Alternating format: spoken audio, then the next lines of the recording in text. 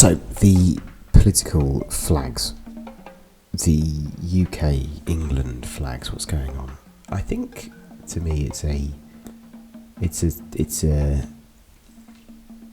destruction of political meaning. Now, you can get into, if we ever had political meaning, a lot of it is symbolic.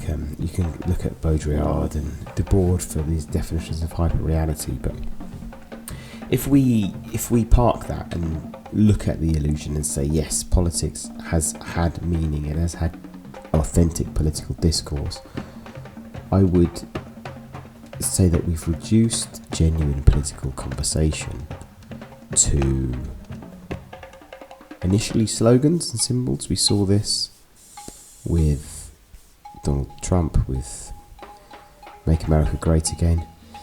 And I'm not going to, do you know what? I'm not going to do a Trump impression. I was going to do a Trump impression, now I'm not going to do a Trump impression. Because everyone does a Trump impression now. Even people that shouldn't. You know, when you're talking to someone and then you mention Trump and then they just they look at you like, yeah, go on then, do your impression. Like close-up magicians. Like they just interrupt with it. Do you want to see this? No, I don't really. What, you can do a voice? Oh, you can flip some cards. This is my own anger. But you had that, Make America Great Again, take back control in the UK. A lot of it was returning to a former state that was nebulous, so you could attribute your own meaning to it, take back control of what does that look like to each individual person. No one could necessarily name that.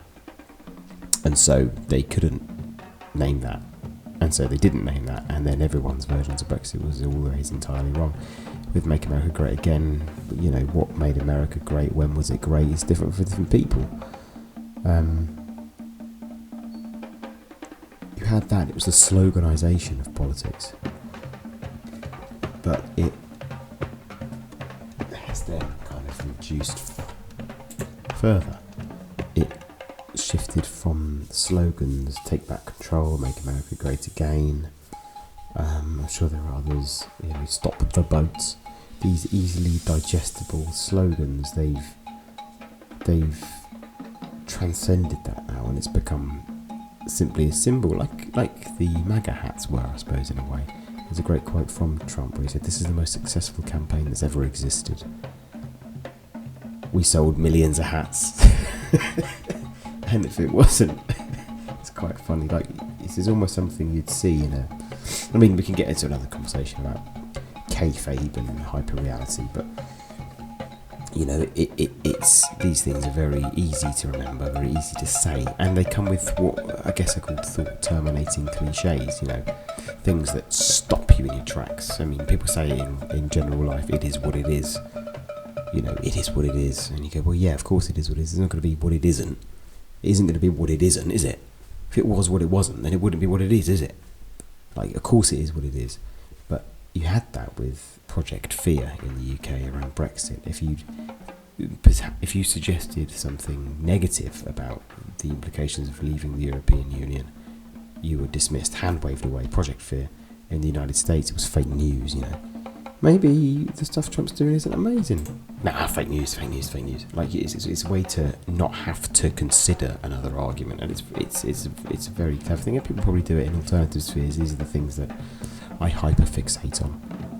But you then have this further step, which is simply attributing the image, right? And we've had things where it's previously has just been, you know, everything circles back to an image, whether that's a political figure acting as an image that represents a political movement. But this is now, to me, a complete, almost a circle and a Ouroboros, really, because it then becomes the identifier, the signifier, and the signified is all just a flag hanging on a lamppost. And it's kind of into passivity in a way, if we want to bring that in.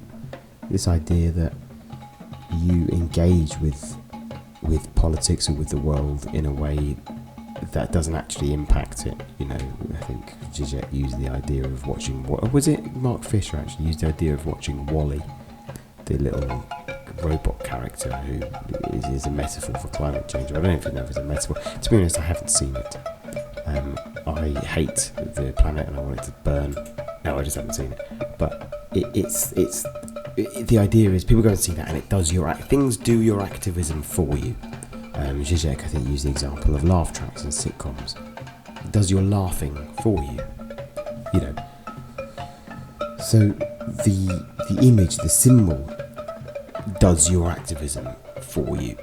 You know, I'm going to put a flag up, and that's politics. And it's kind of this reduction of it's simultaneously a reduction of political communication and I want to say apotheosis. I'm not confident enough with that word, but it's the apex perhaps, or the summit, or the stripping back all the layers. It always has boiled down to a simple image, a simple idea that we can hang on the lamppost and walk off and pretend you've done some politics. I think it's, in the one hand, a representation of the degradation of political communication, but also absolute reality of realistically what political communication has always been. This sort of tribal, simplistic, this is me, if you don't like this, then you are my enemy, and as a result I don't have to listen to you. It kind of becomes this complete identity tied to one symbol. If you have anything outside of that frame of reference or that sphere of reference, then it disintegrates. Well, your fake news or Project Fear, or these terms aren't used now. Well, they are used now, but in this context they aren't used, but they might as well be used. They exist in that capacity. So that's my perspective on the flags in the United Kingdom on lampposts that nobody asked for.